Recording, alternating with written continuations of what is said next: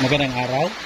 So, sa video ito, papakita ko sa inyo paano i-set up yung spray gun natin. Bumili ako ng bagong spray gun para sa compressor ko, para sa mga painting projects ko. So, bumili ako ng spray gun. Hindi to sponsored, no? KYK. This is a gravity type. Gravity type kasi yung kumbaga yung tangke ng kanyang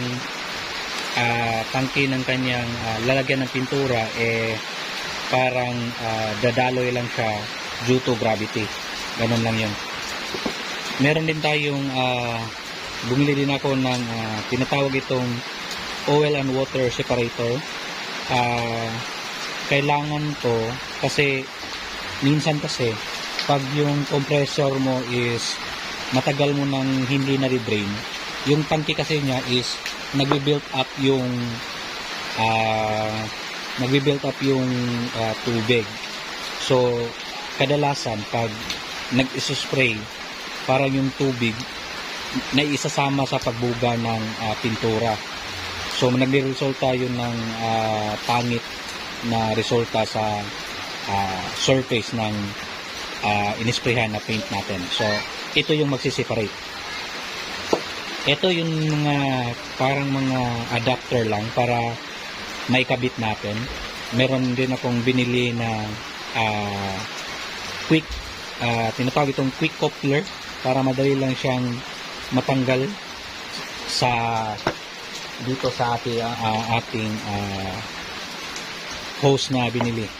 Ito yung hose na i-connect natin dun sa compressor natin. Yung size nito is 1/4, kaya 1/4 yung mga mga accessories na binili ko rin para ma-set up natin yung ating spray paint gun. Simulan na natin. So nag-unbox po tayo, may kasama po siyang manual, tsaka yung mga accessories niya, yung multi-tool niya para matanggal yung mga parts niya kung sakala-sakaling maglilinis na tayo ng ating nagamit na spray gun. Yan na po, kinabit po natin yung oil and water separator po. Nilagyan ko po siya ng Teflon para sa ganun is mahigpit yung pagkakabit natin ng mga connector, at para rin po hindi yung mag-leak yung hangin natin kapag i-connecta na po siya natin sa hose natin na galing sa air compressor po natin.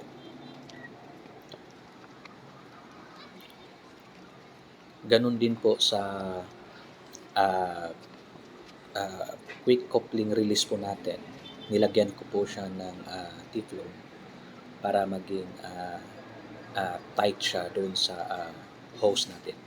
Ginamitan din natin siya ng hose cable clamp. Siguro yung tawag nito. Ewan ko kung anong tawag nito. Basta, hinigpitan natin siya. Huwag yung masyadong mahigpit na parang kakalas na rin yung pagkakahigpit niya. Sakto lang na hindi mag-leak yung hangin natin. Yan din po. Yung tangke ng ating spray paint, nilagyan ko rin po ng Teflon para sa ganun hindi rin mag-leak yung pintura natin. At yan na po yung setup. Na i-connecta ko na rin po yung sa air compressor natin, yung hose na kinabitan natin. Para sa ganun po matry natin. So, may hangin na naman na lumabas. I-try ko siya na i-fill in muna yung tangke niya ng thinner para makita natin yung resulta o may lumabas talaga na hangin. So, ayan po. Kita-kita nyo naman po. So, ganun lang po kasimple yung pag set up ng spray gun natin